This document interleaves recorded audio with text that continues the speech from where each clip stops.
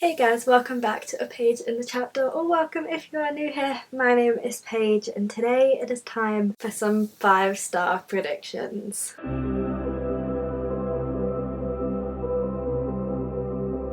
I'm usually really bad at 5-star predictions, and do I think that this time around is going to be any better? Maybe not. But I do have a list of books here for you that I am super excited to get to in the next few months, that I have heard really good things about, that I have really high hopes for. When I say 5-star predictions here, I do mean like 4 or 5 stars. Like really enjoy them. I will consider a win. Some of these I don't know if I would be inclined to give them 5 stars just because of how strict I am being with 5 stars this year. But like if I love them enough to give them 4, 4.5, a 5. Anything above 4, really, I'm correct. It counts towards this challenge. So I have 5 books here that I think are going to be worth 5 stars, which was an accident. I didn't plan for it to be 5 books, but clearly the universe is on my side today. So if you guys are intrigued to see if I am correct about these books and you want to stick around and see more content, then do feel free to hit that big red subscribe button down below and stay tuned for future content. I upload twice a week on a Wednesday and a Friday, so there is no shortage of bookish content here for you to enjoy. If you want to see how I am rating these books as well in real time, then do also feel free to check me out on Instagram and Twitter at Page and Chapter, so you don't have to wait for the monthly wrap-ups. With that, let's get on into the books that I'm super excited to read and talk about because I think they're going to be so good. So the first book that I think I'm going to give a really high rating, but for the purpose of this video, let's say 5 stars, is a little bit of a cheat one because I am 100 pages into it already, but it's like a 700-page book, so you know, I've still got a very long way to go. I think it's okay to predict this early into the book, and that is The Dragon Republic by R.F. Kuang.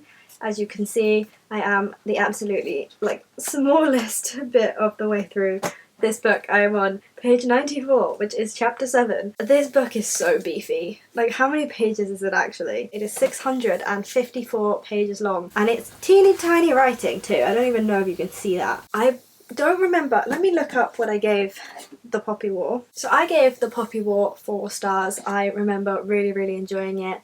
I was recommending it a lot at the time. I read it around this time last year, I think. Early 2021 was when I read it, and I was absolutely obsessed with the storyline. It follows our main character, Rin, and she is from this small little southern town, and when she studies really hard and gets really good grades on these national tests, it means that she gets to go to one of the most elite war training schools for the federation that she lives in. And so the first half of this book takes place at this school. It is your very typical fantasy school setting. It's amazing. And then the second half of this book just launches you into this war setting where they suddenly go from students to soldiers, just like that. And it gets dark really quickly. And I am not one for particularly dark books. I'm especially not really a military fantasy kind of gal, but because I didn't really know the tone that The Poppy War was gonna take, I was kind of sucked in before I really knew what was happening. And so this is the continuation of that book. It's taken me a really long time to feel mentally stable enough to go into this book. Obviously, being a war fantasy that goes into heavy detail about war crimes and situations of war, whilst also putting a fantasy spin on them. The book has a lot of trigger warnings, and I would highly recommend that you wait until you actually feel like you can go into this book without it destroying you or sending you into a reading slump or triggering every piece of anxiety that you may have. So I have no regrets about waiting to read this book, and if you're worried, I'm 100 pages in and I can't say that anything particularly dark has happened. I know that it will. Don't get me wrong, I know that it's coming, and I especially know that the next book, The Burning God, is even worse. But so far, I'm actually just enjoying it, and the fact that I have waited a year to go into this book, I don't remember a lot of what happened in The Poppy War, but there's still been little refreshers and little reminders, and it's been really easy to follow along and just get straight back into the story. I think the way the second book is written is just really beautiful, and I think maybe 5 stars could be a stretch because it's a middle book in a fantasy series and it's 600 pages long. So I am a bit worried that it's just going to drag and be a bit repetitive maybe.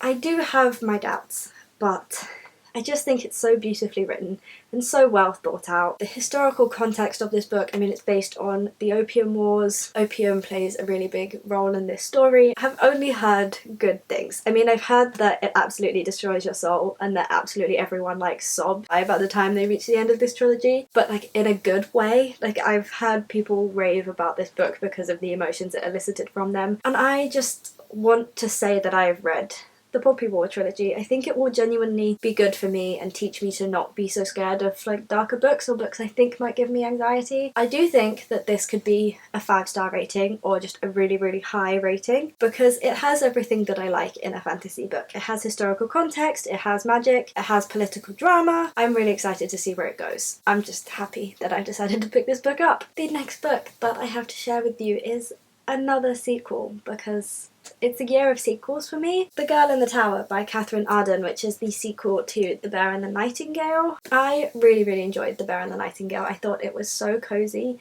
It had such a unique vibe to it. I did think that it was really, really slow going. It was fast enough and interesting enough that it did keep me reading it despite how slow and world building it was. And I think that that world building is about to really pay off, so I'm kind of okay with it. So The Bear and the Nightingale follows our main character Vasya from a child through to teenagehood in this rural village in northern Russia, and she can see spirits lurking around the village. The people in her village usually pray to these spirits. They can't see them, but they have a very kind of like pagan religion and they leave offerings, and Vasya can see these spirits and talk to them and gets along really well with them. However, when Christianity starts to make its way into this village, it is very much about this dualism between paganism and Christianity and how at war they are and how this is starting to affect the spirits and cause evil to be let in, and how Vasya is seen as a witch and evil because she can see these spirits and still believes in them when everyone else is switching to Christianity. And it is about this young girl kind of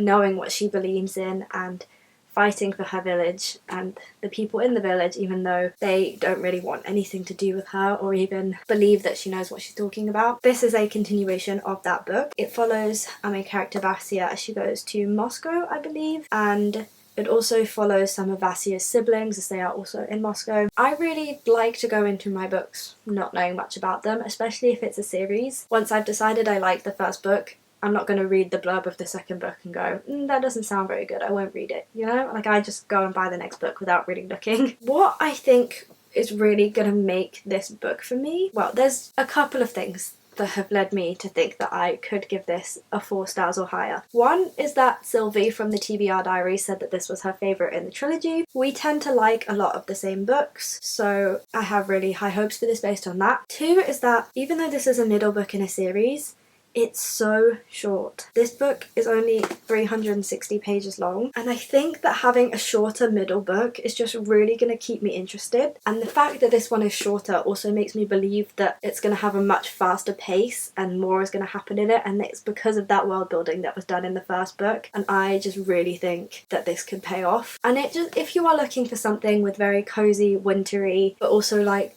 telling ghost stories while sat around a fireplace kind of vibe, the Winter Night trilogy is exactly what you are looking for. There is just an atmosphere to this book that no other book has, but that I am constantly looking for. And so I do think that I could give this one a really, really high rating. Then to just get all of the continuations of series out of the way, this is the last one that is a continuation.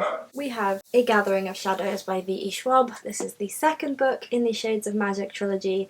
The first one is A Darker Shade of Magic. I feel like I'm over-explaining this now. I'm just obsessed with V.E. Schwab. I don't think I've ever read a book from her that I haven't been obsessed with and loved. This one could also be swapped out for Vengeful, which is the second book to Vicious by V.E. Schwab. I love V.E. Schwab. So naturally one of her books had to make it onto my 5-star predictions list. I preferred the first book in this series to Vicious by V.E. Schwab, so I figured this was more likely to be a 5-star than the second book to Vicious. I don't know if I've ever really read a book quite like this. It's just such a fun YA fantasy, and I couldn't believe when I started reading it that I put it off for so long because I was just instantly obsessed with it. So this world that V.E. Schwab has created is a world where there are 3 different versions of London. You have Red London, Grey London, and White London. And then once upon a time there was a black London, but everyone pretends they do not see it. It's been boarded up. It collapsed due to magic. No one wants to think about it. And so there are varying degrees of magic in all of these different variations of London. And our main character, Kel, is one of the very few people in all of the world that can travel and use the portals between the different versions of London. The last book took some crazy twists and turns that I did not see coming, and I am so interested to know what happens next because I just can't even begin to predict what it's going to be. V.E. Schwab knows how to write a book. Like, this woman has wonderful writing. She really knows how to tell a story. She really knows how to set a scene, how to create worlds, create magic systems. I've never really found any major flaws with her books. But yeah, I fail to see how this could not be a high rating when I loved the first one so much. I love V.E. Schwab. She is an insta-buy author. I pre-order her books. Like, I don't see what could go wrong here. And now we can get on into the 2 books that are not part of series. Or one of them is part of a series, but it's the first book and I haven't started it yet. And so whilst we're talking about it, let's just talk about FriYAY by Claire LeGrand. Now, this was a cover buy for me, not just in the fact that I love the simplicity and the beautifulness of this cover, but more just the feel of the cover as well. It's got that really like soft kind of rubbery type of cover. I don't even know how you would describe this material. I wish I could let you feel it, but it feels a bit like rubber. And I'm just in such a fantasy mood right now.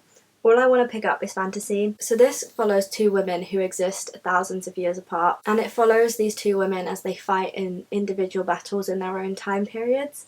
And it's about how these wars that they're fighting in their own times are actually part of some big cosmic battle, and the similarities between these 2 women that we discover throughout the trilogy actually have the power to decide the fate of the entire universe. It feels a little bit similar to The Queen of the Tearling, which I really enjoyed. I just hated the ending. I don't particularly want to be starting another trilogy anytime soon, but because of the fantasy mood that I'm in and the fact that I have been so good with series lately, and if I can really start to check some things, some middle books off my series tracker, then maybe I will reward myself by letting me start this book. I've heard really good things about this book and Claire LeGrand. It's not massively talked about in the community, but I have seen like the odd thing here or there about it. It's also just a nice floppy paperback, and like all these little things about whether it's a floppy paperback or I like the cover or I like the feel of the cover, they are all things that influence my reading experience, and I rate books based on my experience. So if you think none of this matters, to me and my ratings, it does matter. So yeah, I gave The Queen of the Tearling, the first book anyway, I did give that 5 stars. I really enjoyed that book. I love that book and the premise of that book so much, and the whole time travel elements and the parallels throughout history. I think that I will probably really enjoy this book, and I'm willing to give it a chance nonetheless because it is stunning. And so then, last but definitely not least, we have Under the Whispering Door by TJ Klune, and I think this is going to be a 5-star prediction just because I trust you guys and I trust the book community. I know sometimes it lets me down and sometimes I shouldn't trust everyone else, but everyone is just so obsessed with TJ Klune that I find it hard to think that I won't enjoy this, because why would people with so many different reading tastes love the same author if it wasn't just objectively good? So this follows our main character, and he has died, but he doesn't really want to accept the fact that he has died. And there is this little tea shop that exists between life and death where the dead kind of just pass through on their way to crossing over. And our dear friend here refuses to leave. He does not want to cross over. And so when he's given the opportunity to have another go at things, he decides that he's going to live an entire lifetime in just the 1 week that he is given as to be like resurrected. It has a quote on the back from V.E. Schwab. She has really enjoyed this. I trust that woman.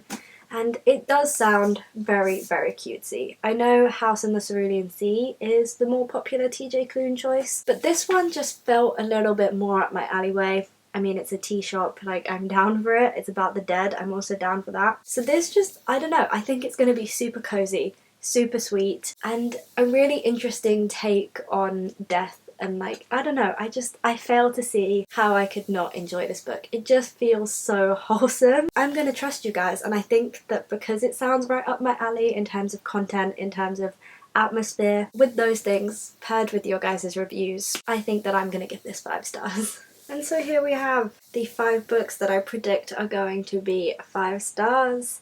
I'm hoping to get to all of these in the next couple of months so that I can do the follow-up to this video and let you know if I'm right. I do hope you guys have enjoyed this video. If you have read any of these books or you have any thoughts on them, do please feel free to leave them down in the comment section. I would love to hear what you think of these books that I think are gonna be so good. So yeah, do please let me know. Thank you so much for watching this video. If you would like to see more, then as I said, you can hit that big red subscribe button down below, because I upload twice a week on a Wednesday and a Friday, so there's just no shortage of bookish content at all.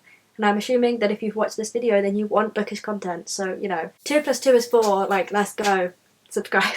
You guys can also check me out on Instagram and Twitter at Page and Chapter to see what I'm reading as I'm reading it, hear updates on my dogs. They're my main selling point. And yeah, I mean, you can if you want to. It's not a requirement for being a part of this channel. I hope you guys are having a fantastic week, you are enjoying everything that you are reading, and I will see you for my next video.